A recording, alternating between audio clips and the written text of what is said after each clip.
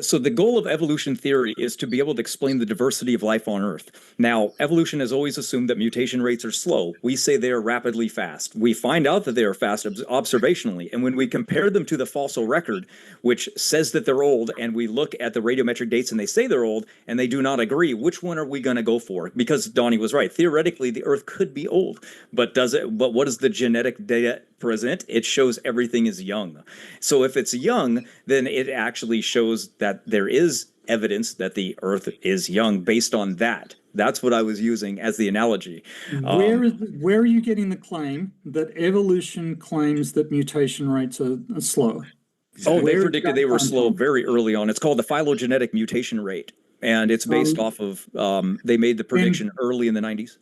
Okay, but surely you understand now that we have periods of punctuated equilibrium, right? In those where static and slow variations are punctuated by extremely rapid evolutionary events. This is completely consistent with evolutionary theory, right? But you would need actually a bottleneck for to reset genetic diversity for it to be young, and there would be no bottleneck 6,500 years ago in the evolutionary model to explain all of the fast mutation rates we see that go back to that time period. When would the most recent common ancestor in these studies lived about the biblical timeline about 6,000 years ago? Matt, who told you that there was a bottleneck 6,500 years ago? There would have to be one based on the genetic evidence. Who told you that? Where do you get that from? From the pedigree mutation rate studies. So when we study animals, their mutation rate goes back to a most recent common ancestor, like the female, like mitochondrial Eve, just 6,500 years ago. But you could only I've never heard anybody except a creationist say that before. Oh, you're telling me for all life on the planet, when we study when we analyze the mitochondrial DNA of all life on the planet, regardless of species, it all points to, holy crap, the molecular clock analysis or whatever, the comparative mitochondrial, whatever between, it all goes back to 6,500 years ago. Where did you hear this? This is the most made up thing I've ever heard. Are you familiar with the Rockefeller study, Eric, that Matt has pointed to, the genetic boundary study? I haven't heard of this specific one. Okay. Well, they pointed out in the study, looking at the mitochondrial DNA map, maybe you can pull it up. I know you got a whole presentation on it. Looking at a highly conserved mitochondrial DNA protein, the CO1 gene, they discovered very low diversity across all of the biological world and concluded that all of extant species, all species basically came into existence at the exact same time. And when you look at the genetic data, not the assumptions based on the geological rock record, that genetic data is consistent with roughly 4,000 to 6,000 years. What's the name of the study? Could you present this publication? Here, I'll go through just a few of them real quick for you. This one was done by Howell in the early 90s. He did the first mitochondrial D-loop sequence and found one substitution every 25 generations, a very fast mutation rate.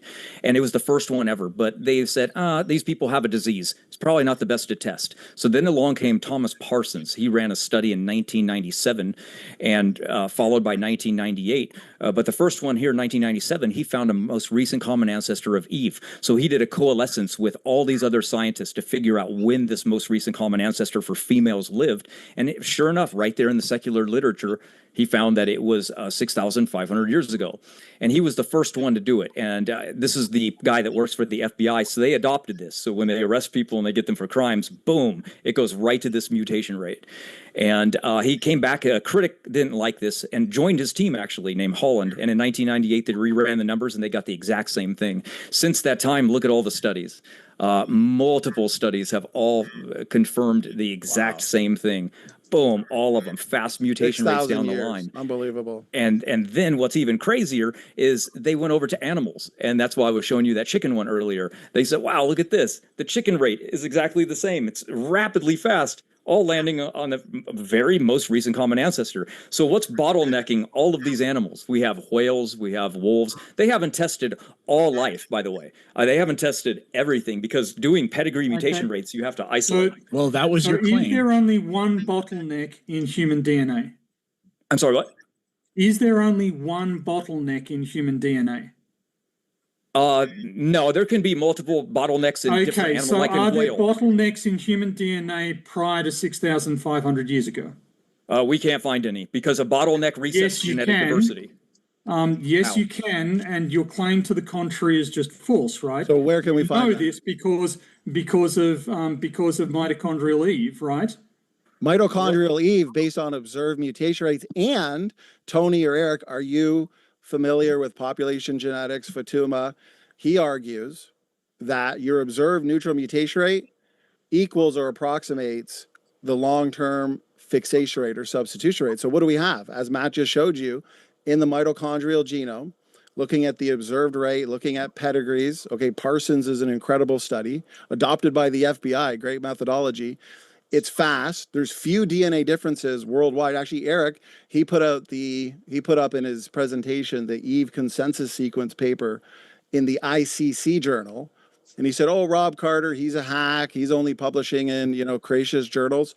The first words of that article were in order to establish a biblical timeline, because they know for a fact that you cannot get any data that supports a biblical timeline. Yes, you can. Well, hey, that's your assertion. Well, their data disagrees with all of the other secular data, which is why they went out of their way to create that different model. The data itself, and I noticed I got cut off there. I noticed I got cut off by Donny. I was about to explain how mitochondrial Eve dates back to 100,000 to 120,000 years ago. Explain to us how which is completely inconsistent. And again, I'm being cut off. I do want to hear the rest of PhD Tony's sentence. And genetic Adam dates between 120 and 156,000 years ago. So the claim that the based on what? You're making an assertion. Hold on, one sec. Jesus, Donny. You're making an assertion. The claim that the peer-reviewed literature backs up that there was one bottleneck at 6,500 years ago, and therefore that's the timeline of the development of humans, is simply untrue. That's not the conclusion that they come to. The existence of a bottleneck for humans at 6,500 years ago is part of the larger genetic history, and you don't get to just cherry pick. Here's a result with it where 6,500 appears in it, and it's the only one we're going to listen to. That's not intellectually honest. Okay, so that was assertion. It's my turn to respond.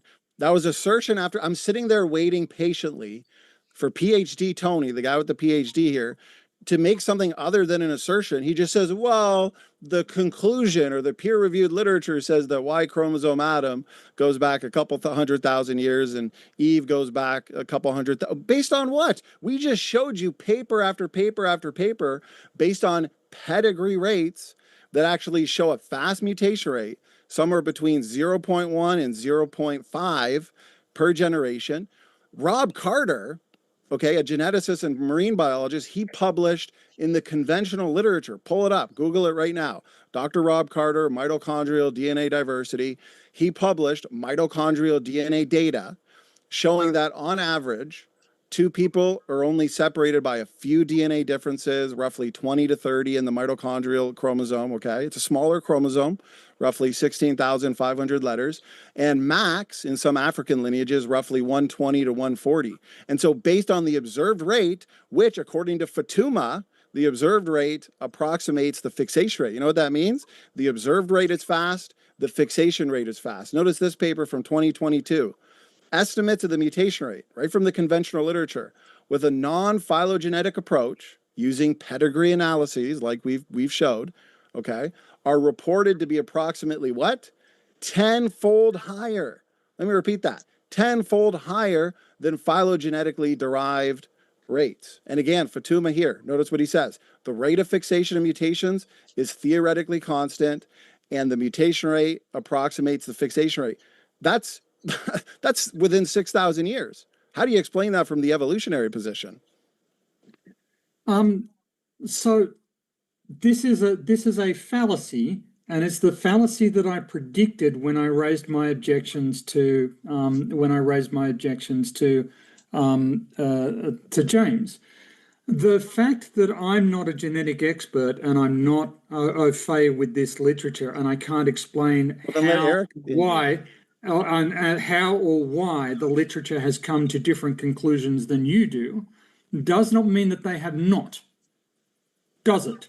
Well, then let Eric, if you can't engage the data, I'm surprised you've been doing this for so many years and you haven't even interacted. I have or not looked. debated. This is my first evolution debate, so maybe check your facts. I'm talking origins in general. Obviously, you want to focus all on the age of the earth, but these arguments shouldn't be new to you. And yet, these are the best arguments against common descent and for another model like separate ancestry, which doesn't rely on a young earth. Okay. So your burden of proof is not being met. A model, Tony, and actually, you make a point that I quickly want to touch on. You claim that any doubt at all raised in our model means that therefore creation has to be accepted as a viable alternative. That's not a valid syllogism. No, the right? point is many well, you sorry, made a point. I so do sometimes slap and run. Then I guess. Okay, go ahead, Tony. Slap and run. Go ahead. No. Go ahead. Okay. My point is many other models. Okay, we just debated conspiracy cats. We were in the affirmative, Adam, Eve, and biblical creation. Okay, so we made our case, and it was his job to basically poke holes in our case.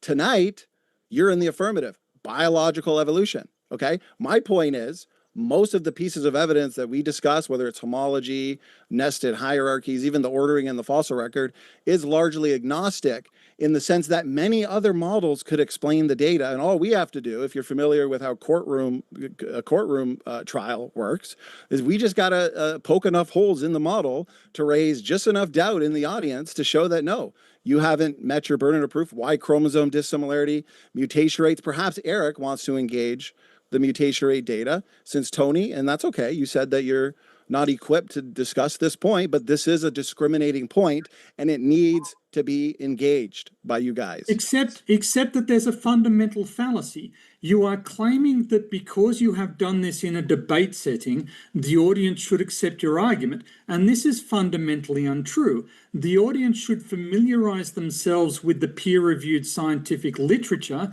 and base their judgment on that, not what a couple of people say in a debate. Here's the peer-reviewed literature on screen. Matt just went over 5 or 6 cherry picked, and that's your assertion. It's not in many instances misinterpreted. You're rejecting the stuff that disagrees with you. That do you reject the claim that mitochondrial Eve has been dated to between 100 and 120,000 years ago?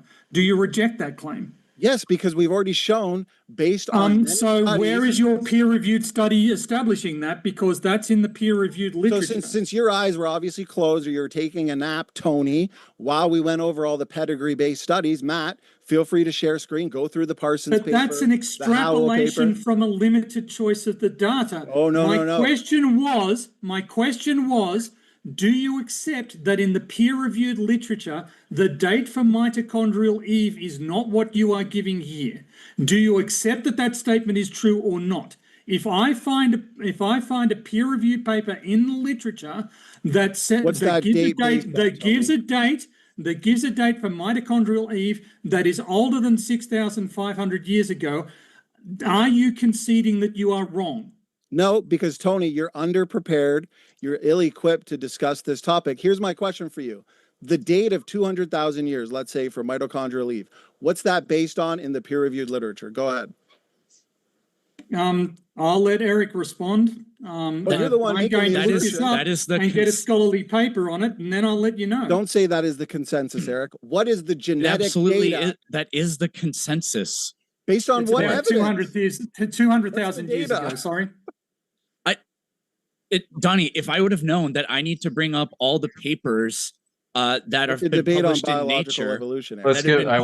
Nature, that conform, like, you don't pull up sources for just matter of fact things. We don't do that. That's like there's no published scientific paper that proves that that gravity exists. There isn't one. They just go off that working assumption.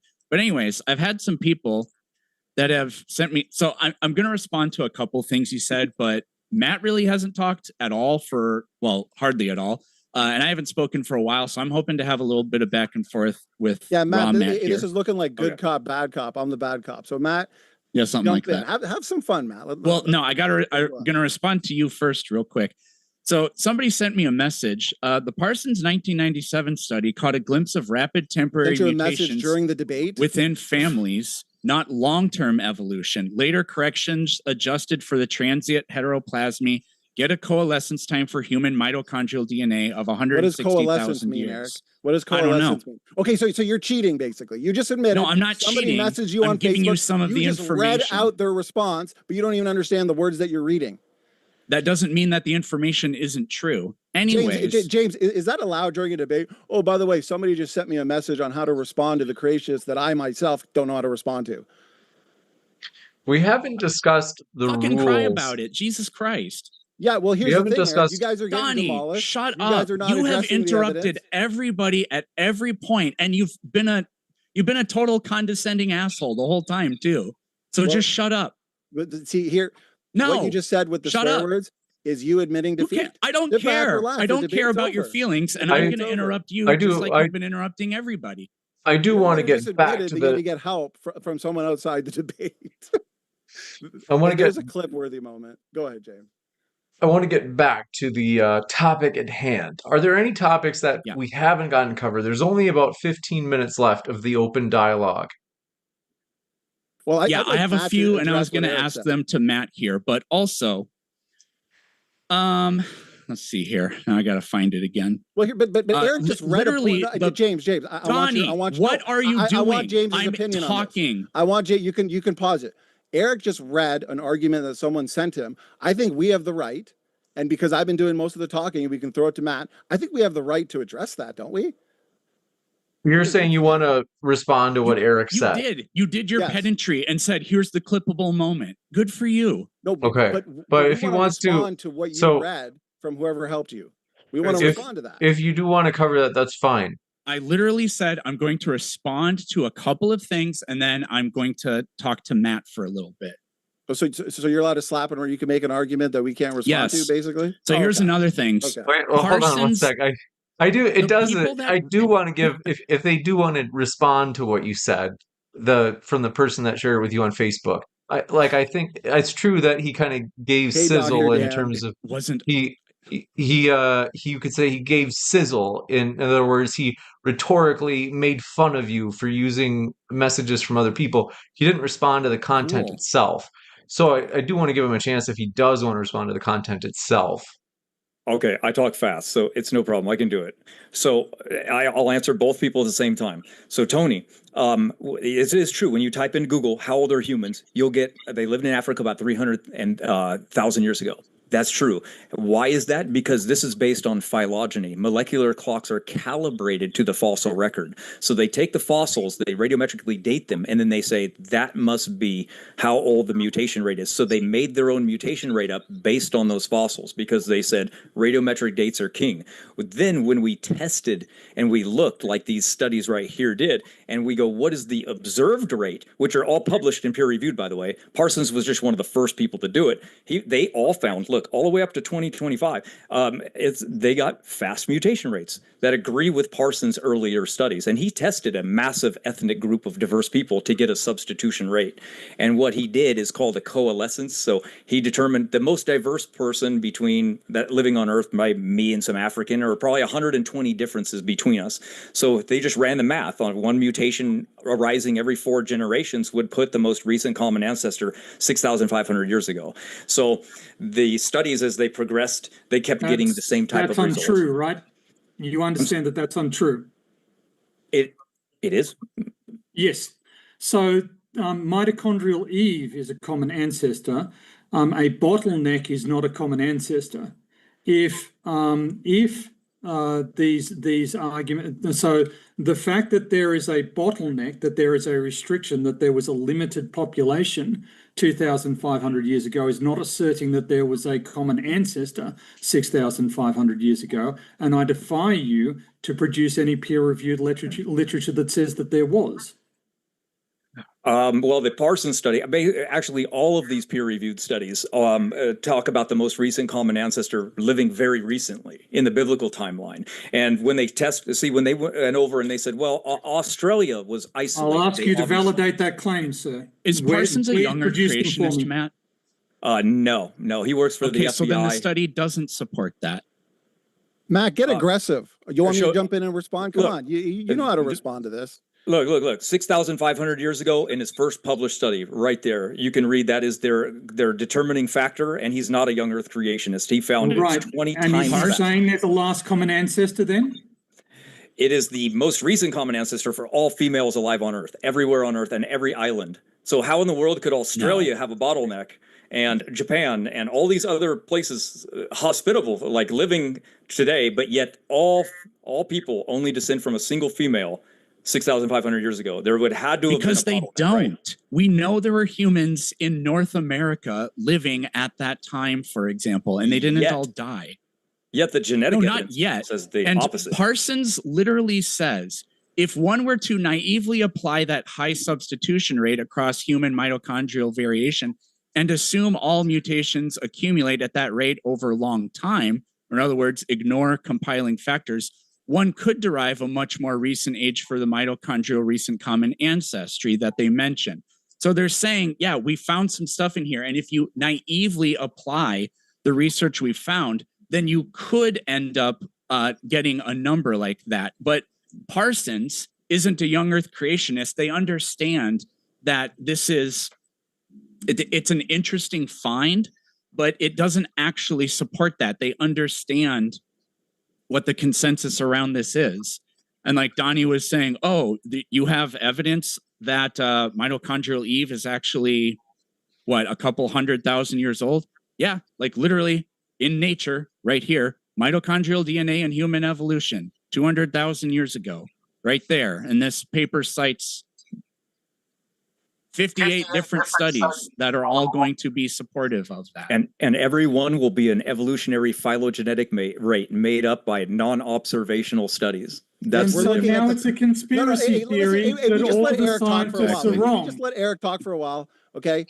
We're showing you how pedigree-based rates, not just on the Parsons paper, but several other papers, all come to one conclusion, that we have a fast observed rate, low diversity in mitochondrial DNA, and an Eve who lived just 6,000 years ago. And then you guys pull up data points and papers that are ignoring the observed rate. Remember, I just showed you the paper from 2022, where they admit that non-phylogenetic methods give us a rate that's 10 times faster than the phylogenetic method. But you guys keep running to the assumption-based method, the phylogenetic rate. I'm sorry, assumption-based. What assumptions? What assumptions? Matt, they're non-observed assumptions. So if I say no, what are the assumptions? List the assumptions, please. Okay, I'll list one, and then Matt, you can list one. Firstly, in most of the studies, they assume that humans and chimps go back to a common ancestor. So what they do is they ignore the observed rate, Tony. They count up the differences that separate humans and chimpanzees, and then they trace back to get a much slower rate because they're assuming common ancestry rather than taking the observed rate and saying, hey, look at this, the observed rate is fast, 0.1 to 0.5 per generation. Overall diversity in the mitochondrial chromosome is low. Wow, that's only a few thousand years.